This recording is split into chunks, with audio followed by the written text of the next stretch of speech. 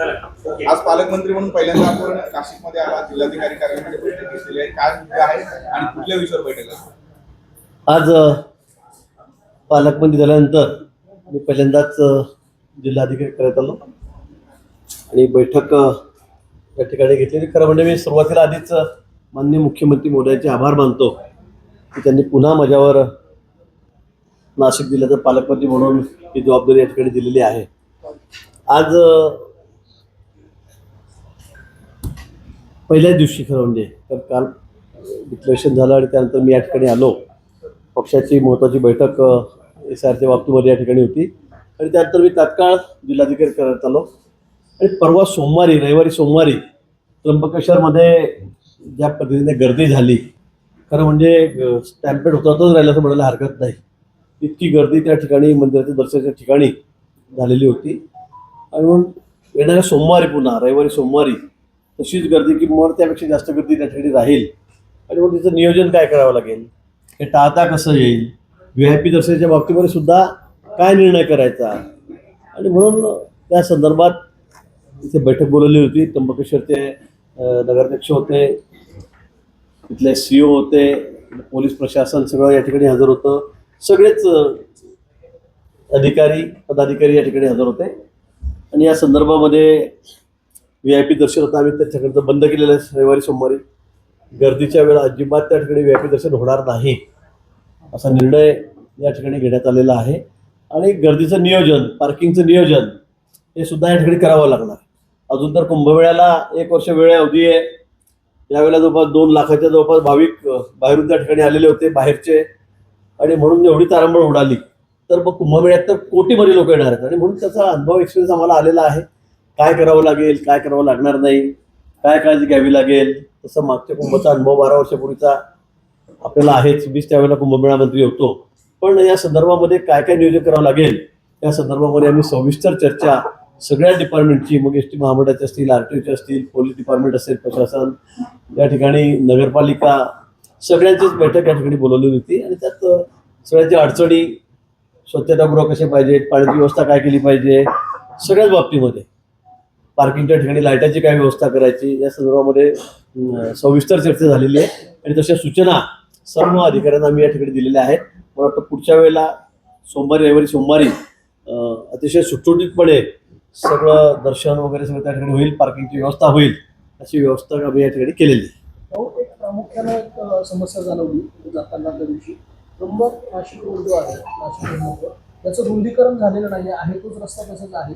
त्यामुळे येणाऱ्या कुंभमेळ्यामध्ये ही एक सगळ्यात मोठी अडचण होऊ शकते कारण वाहतूक कोंडी जी आहे ती जवळपास 16 किलोमीटरपर्यंत होती. मला वाटतं की आता रस्त्याचं काम सुरू आहे, आपल्याला याची कल्पना आहे. एका बाजूचं रस्त्याचं काम झालेलं आहे, एका बाजूचं रस्त्याचं काम सुरू आहे आणि त्यामुळे सिंगलच रस्ता सुरू आहे त्या ठिकाणी आणि साहजिक आहे त्यामुळे ही कोंडी होणार आहे वाहतुकीची. पण आता रस्त्याचं काम जेव्हा पूर्ण होईल कारण ते अतिशय गतीने सुरू आहे, आपणही बघतात, मला वाटतं लवकरच ते काम पूर्ण होईल आणि ते काम झाल्यानंतर मग मात्र मला असं वाटतं की कुठेही अडचण येणार नाही. रस्ता रुंदीकरणाचा आहे. रुंदीकरण पूर्वीचा रस्ता आणि आताच्या रस्त्यामध्ये खूप फरक आहे.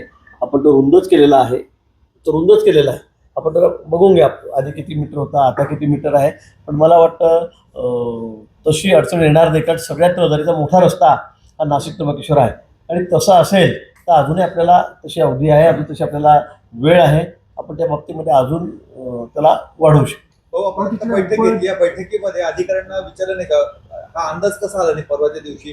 खरं तर गर्दीचा ओघ हा सातत्याने वाढत होता, रस्त्यावर वाहनांना जायला जागा नव्हती, हे गेल्या काही दिवसातून सातत्याने जाणवत होतं. अधिकाऱ्यांचा काय रिप्लाय होता? नाही, इतकी गर्दीला सगळीच वाटलं नव्हतं, म्हणजे कधीच एवढी गर्दी नव्हती.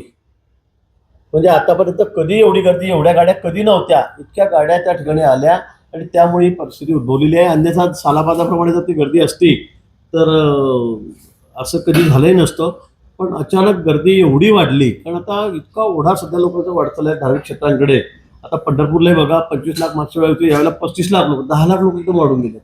त्यामुळे इथलाही अंदाज आला नाही, हे खरं आहे. पण त्या ठिकाणी VIP दर्शन हे जे आपण सिस्टीम सुरू केली आहे त्यामुळे तिथे गोंधळ झाला आणि या ठिकाणी आता कोणीही गेल्यावेळी ज्या पद्धतीने त्या ठिकाणी चुकीच्या मार्गाने दर्शन देण्याची व्यवस्था, पैसे घेऊन त्या ठिकाणी ट्रस्टीनीच घेत असा तो प्रकार केला. या संदर्भामध्ये हा प्रकार होऊ नये या संदर्भात मी कडक सूचना सर्वांना या ठिकाणी दिलेल्या आहेत. प्रशासनाला, पोलीस प्रशासनाला दिलेल्या आहेत. त्या ठिकाणी ट्रस्टी आहेत, ट्रस्टला सुद्धा आम्ही त्या ठिकाणी अतिशय कडक शब्दामध्ये या ठिकाणी सांगणार आहोत. आणि जे कोणी असे धंदा करतील त्यांना मग त्याच्यावर कठोर कारवाई आम्ही त्या ठिकाणी करू.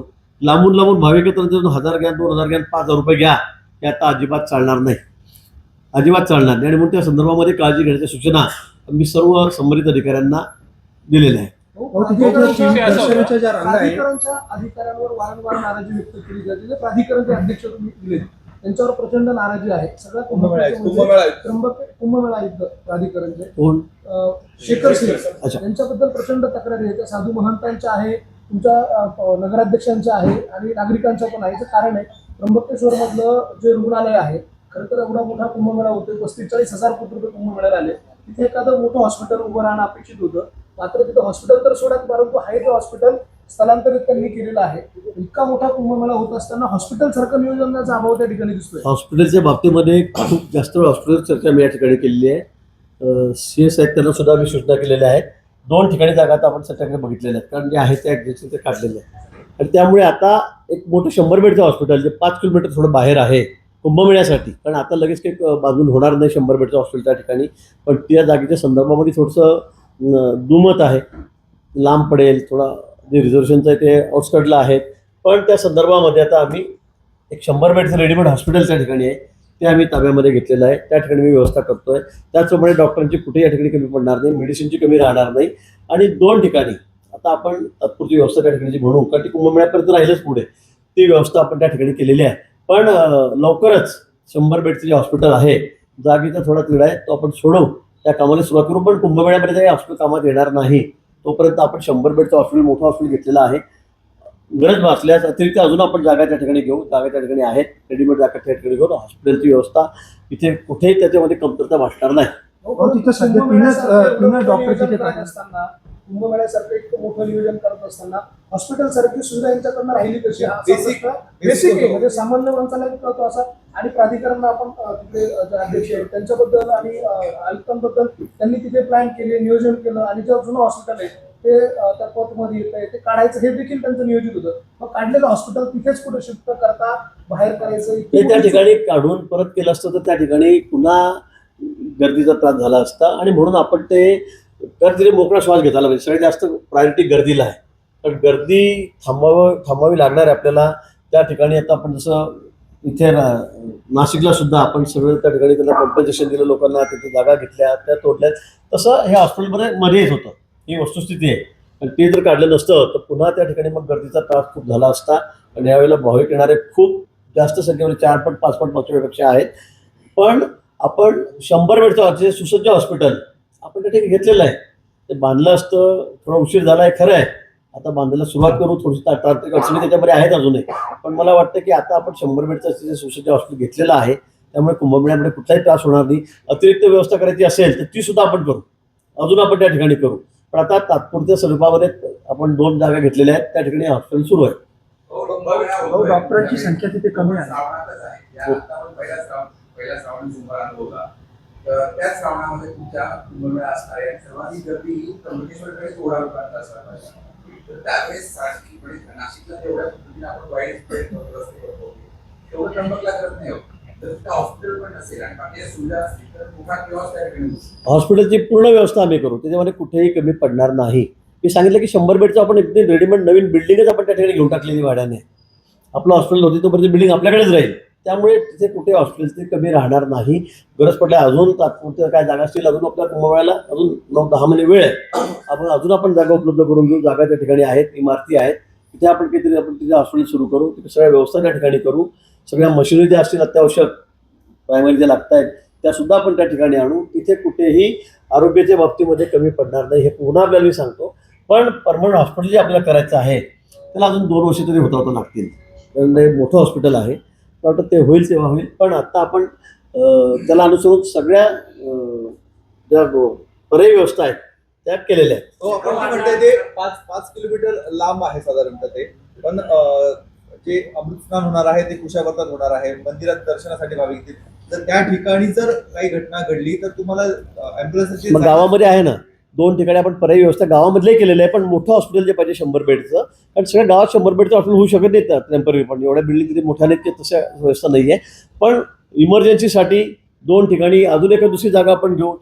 पण मेडिकलच्या बाबतीमध्ये आम्ही आरोग्य सेवेच्या बाबतीत कुठेही कमी पडणार नाही. आम्ही डॉक्टरांच्या टीम त्या ठिकाणी तयार करणार आहोत, सगळे ॲम्ब्युलन्स त्या ठिकाणी ठेवणार आहोत. सगळ्या ज्या ज्या व्यवस्था आहेत, आपण एअर ॲम्ब्युलन्सची सुद्धा व्यवस्था आपण त्या ठिकाणी केलेली आहे. आवश्यकता वाचल्यास हेलिकॉप्टर ठेवलेलं आहे तेवढ्यासाठी.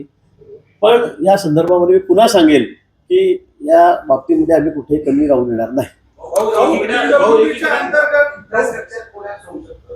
मोठी गर्दी जर का कुंभमेळ्यात आली त्या ठिकाणी तसं आज झालं पाहिजे, सोमवारी झालं तसं कुंभमेळ्यात कोलॅप्स होऊ शकतं. आणि त्र्यंबकेश्वरची जो गर्दीची कॅपॅसिटी आहे ना 15 ते 20,000 आहे. आता पहिल्या पर्वणीला 50,000 लोक आले होते.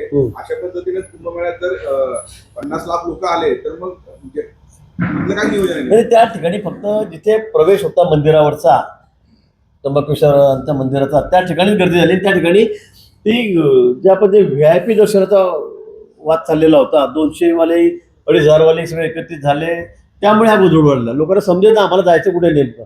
250 वाले तिथे आहेत, 2,500 वाले तिथे आहेत. त्यामुळे आता आम्ही सगळं ते बंद केलेलं आहे आणि अतिशय शिस्तीमध्ये बॅरिकेड लावून आता आपण ते दर्शन त्या ठिकाणी करणार आहोत. आणि आपण तो मेडिकलचा विषय त्यामुळे आपल्याला माहिती आहे स्वामी समर्थांचं त्या ठिकाणी मोठी ट्रस्ट त्या ठिकाणी आणि त्यांचं मोठं मेडिकल कॉलेजेस त्या ठिकाणी उभं राहिलेलं आहे. ते सुद्धा आपण त्या ठिकाणी ताब्यात घेणार आहोत. त्यामुळे मोर दॅन सफिशियंट मी तुम्हाला सांगेल की एवढे आपल्याला पॉटची व्यवस्था करता येईल, रुग्णाची व्यवस्था त्या ठिकाणी करता येईल. त्यामुळे आता हे 100 बेडचं श्री स्वामी समर्थ यांचं हॉस्पिटल असेल, तिथल्या सगळ्या व्यवस्था अगदी तशा मोठ्या आहेत. मला वाटतं तिथे कुठे कमी पडणार नाही, कारण ते अजून लागूनच आहे त्र्यंबकेश्वरला. कुंभमेळ्याच्या कामामध्ये रस्त्याच्या कामामध्ये 2270 म्हणजे 2,270 कोटी रुपयाच्या रस्त्याच्या ज्या कामाच्या दर्जाबाबत चौकशीसाठी पत्र दिलं होतं अनिल परबांनी. त्याबाबत समिती जी आहे ती स्थापन करण्यात आली. त्याच्याबाबत काही निर्णय? मला वाटतं या कामाच्या दर्जाच्या बाबतीमध्ये कुठेही तडजोड नाही. तुम्ही कोणाला विचारा. त्याच्यामध्ये IIT मुंबईची टीम आहे, टाटाची टीम आहे. 3 लोक त्या ठिकाणी तपासतायत. तुम्हाला काही दिसलं तसं तर तुम्ही आमच्या कानावर टाका की बाबा इथे दर्जा खराब आहे, ते काम खराब होत आहे. पण क्वालिटीच्या बाबतीमध्ये 1% सुद्धा कुठे तडजोड त्या ठिकाणी नाहीये, 1% सुद्धा नाहीये. थर्ड पार्टी इन्स्पेक्शन करून त्या ठिकाणी काम चाललेलं आहे. तुम्ही दर्जाच्या बाबतीमध्ये तुम्हाला जरी वाटलं स्वतः तरी तुम्ही आम्हाला सांगा की असं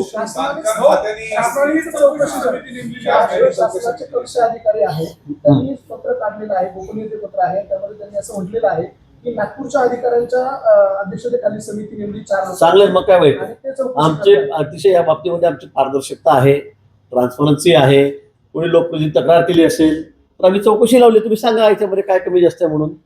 तुम्ही सुद्धा सांगा. मी म्हणतो कोणाची गरज नाही. तुम्ही सुद्धा आता पत्रकार आहात, तुम्ही तेवढे जबाबदार सगळे नागरिक आहात इथले. त्यामुळे तुम्ही सुद्धा आम्हाला दाखवा की ते काम खराब होत आहे म्हणून. तुम्ही आम्हाला सांगा कुठे काम खराब होत असेल तर आम्ही त्याची तात्काळ दखल घेऊ. पण मला वाटतं क्वालिटीच्या बाबतीमध्ये कुठेही तडजोड या ठिकाणी होणार नाही. आपण फेब्रुवारी पासून एक नाराजी आहे.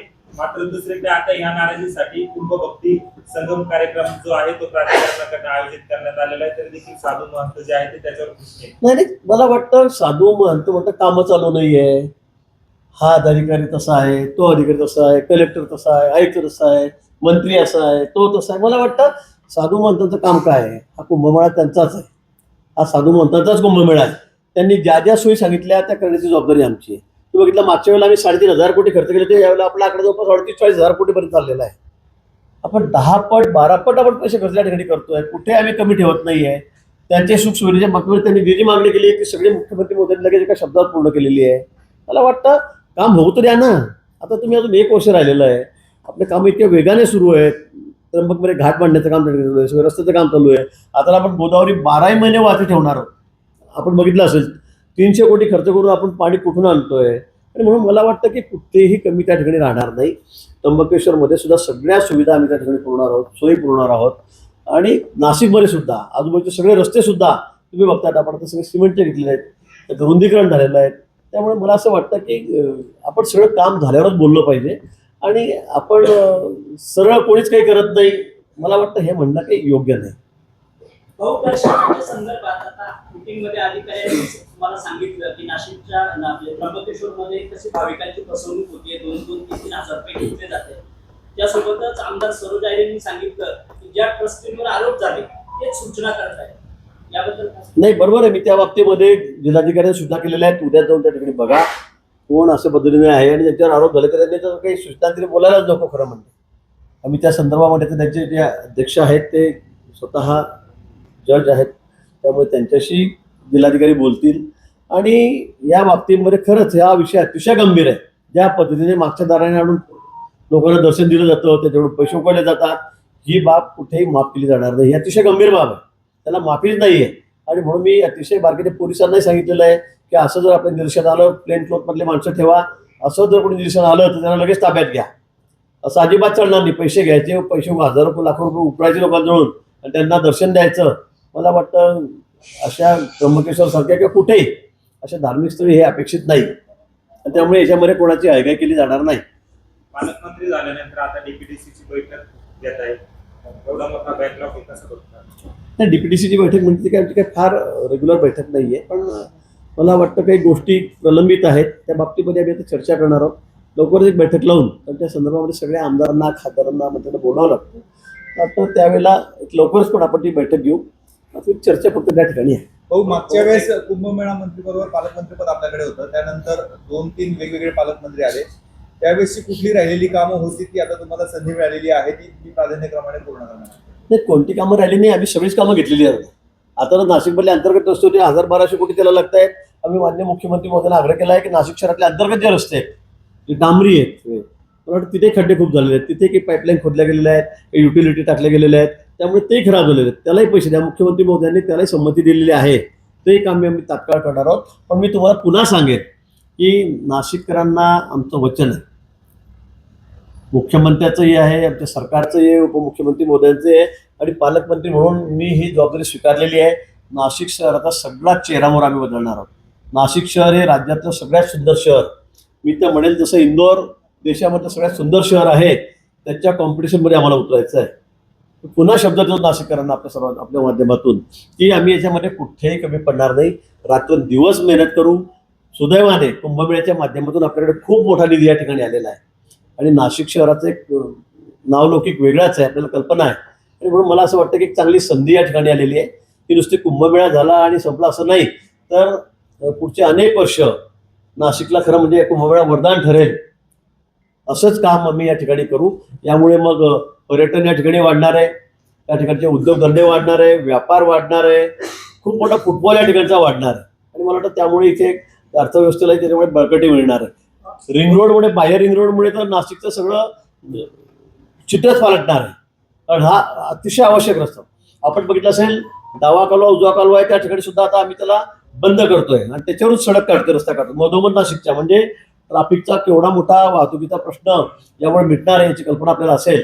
जवळपास 500 कोटी रुपयाचा आता टेंडर 2-4-5 दिवसामध्ये त्या ठिकाणी निघेल.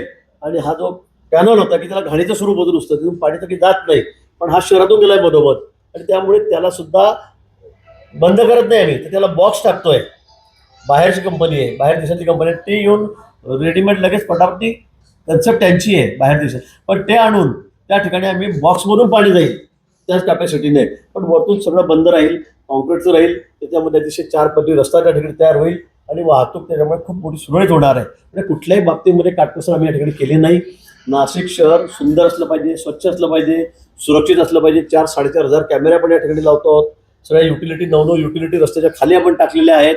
त्यामुळे खरंच मी पुन्हा आपल्याला सांगेल, झाडं सुद्धा आम्ही तेवढीच लावतो आहोत. अतिशय हरित नाशिक आम्हाला करायचं आहे आणि म्हणून नाशिक शहर हे सगळ्यात सुंदर शहर करण्याचं स्वप्न आपलं आहे आणि याच्यामध्ये सगळ्या नाशिककरांचा सहभाग हा आवश्यक आहे. त्यांना सोबत घेऊन, नाशिकात नुसतं शासन प्रशासन नाही तर नाशिककरांना, प्रत्येक नाशिककराला सोबत घेऊन आम्ही हे काम करणार आहोत. अडचण निर्माण झाली आहे.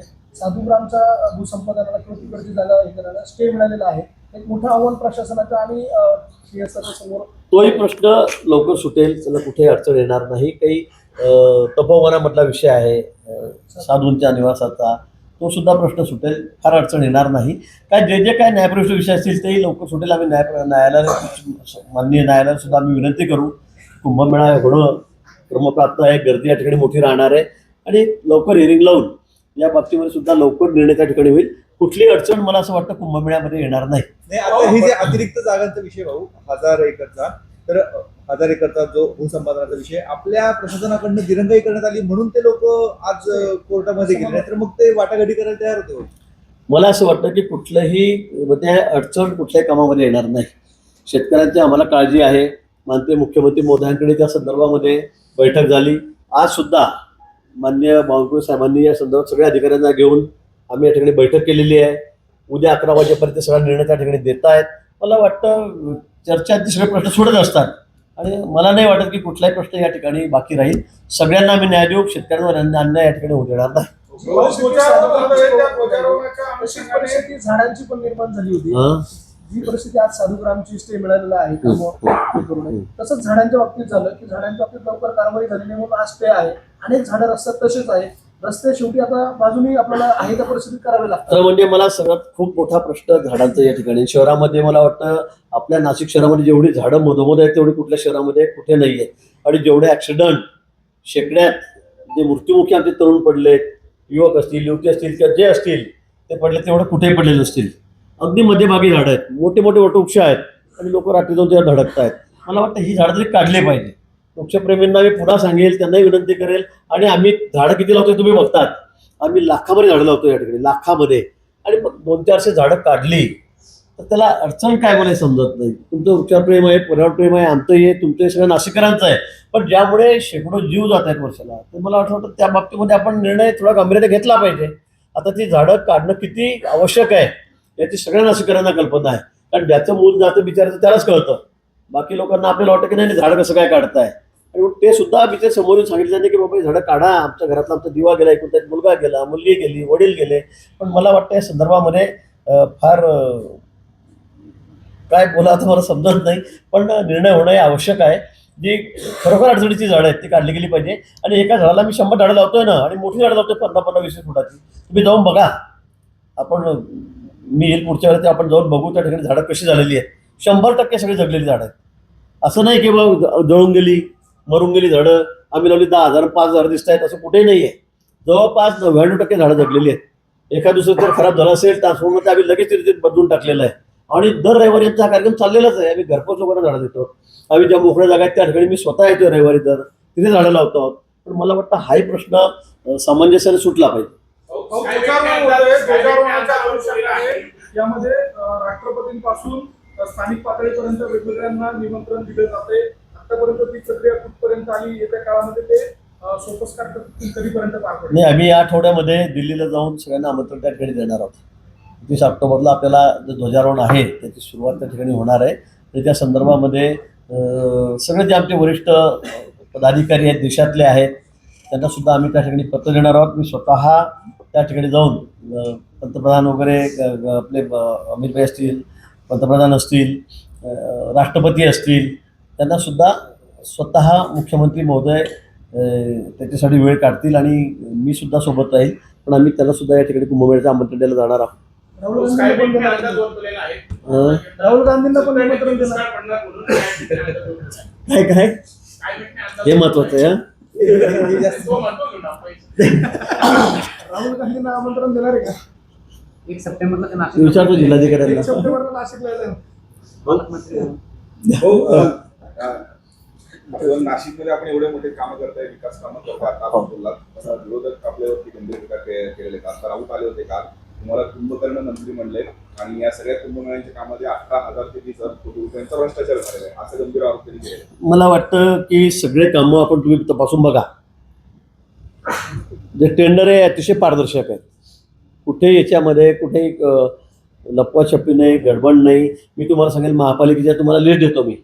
त्यांनी आधी सांगितलं की सगळ्या गुजरातच्या लोकांना टेंडर दिलेलं आहे. माझं चॅलेंज आहे, तुम्ही सुद्धा तपासा.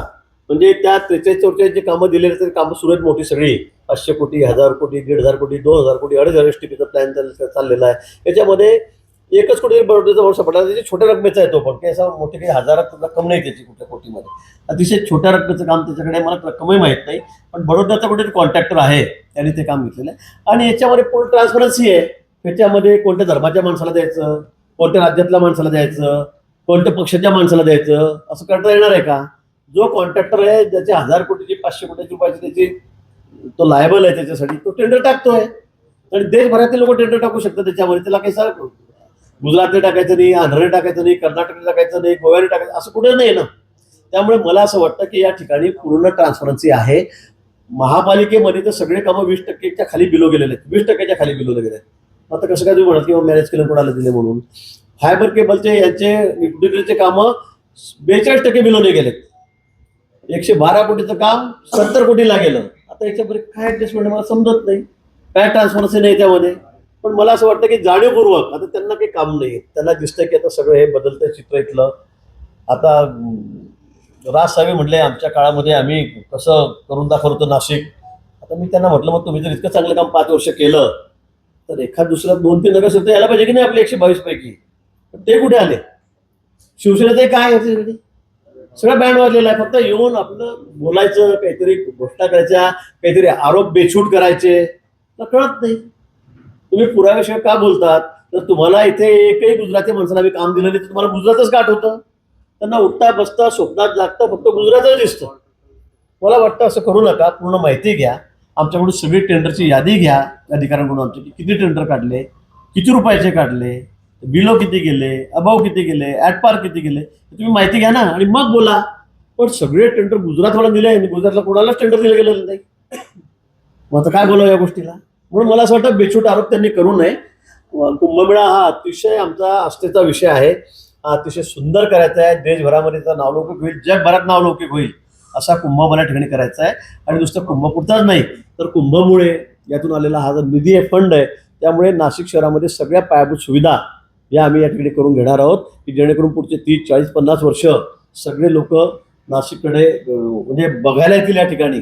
असं शहर आम्हाला बनवायचं आहे. काही कॉन्ट्रॅक्टर असा आरोप करतायत की जे मोठे कॉन्ट्रॅक्टर आहेत ते कामं घेतात आणि 15 आणि 20% घेऊन दुसऱ्या छोट्या कॉन्ट्रॅक्टदारांना कामं देतात. आता मला सगळं बिलो 20% घेतलं काम पण 50% तर गेलेच त्याच्या, 40% तर गेलेच त्याच्यामध्ये. आता काही लोक असं असतात की त्यांना काही कामं सगळेच कामं ते करत नाही. मोठा रस्ता आहे त्या ठिकाणी मोरी करायची आहे तर ते छोट्या कॉन्ट्रॅक्टरला किंवा खरं मिस्त्रीला देतात पण ते काम. मला वाटतं याच्यामध्ये सगळ्यात महत्त्वाचं की क्वालिटीच्या बाबतीमध्ये कुठेही तडजोड नाही. आता आम्ही प्रत्येक माणसाला की तूच कर, दाखवा तुझ्याकडचा माणूस आहे की नाही, तुझा मिस्त्री करतोय की नाही, असं करता येत नाही. त्यामुळे मला असं वाटतं की या ठिकाणी क्वालिटी हे महत्वाचं आहे, दर्जा कामाचा महत्वाचा आहे. त्या बाबतीमध्ये आम्ही कुठे तडजोड करत नाही. गेल्या काही दिवसांपासून द्वारका चौकातलं काम सुरू आहे, मात्र त्याच्यामुळं प्रचंड वाहतूक कोंडी जी आहे ती होते आणि जी वाहतूक आहे ती आतल्या मार्गाने वळवलेली आहे. त्याच्यामुळे तिथले रस्ते देखील खराब झालेले आहेत. त्याच्या संदर्भात काही आपण आढावा घेतला का? आतले रस्ते खराब झालेले आहेत, ते खरं आहे. आम्ही ते दुरुस्त करा. आता मला सांगा किती वेगात काम सुरू आहे द्वारकाचं, किती स्पीडने काम सुरू आहे, यापेक्षा स्पीडने काम होऊ शकेल का? आपण हे तर समजून घ्या ना. आता तुम्हाला 2-3 महिने अजून 4 महिने त्रास होईल, पण कायमस्वरूपी जो द्वारकेवर एवढा का मोठा वाहतुकीचा यक्ष प्रश्न होता तो सुटणार आहे की नाही? तर मग मला वाटतं आपण हे थोडं पॉझिटिव्ह बघा. मी आधीच नाशिककरांची दिलगिरी व्यक्त केलेली आहे, माफीच मागितलेली होती की बाबा थोडं तुम्हाला 6 महिने 8 महिने त्रास होईल.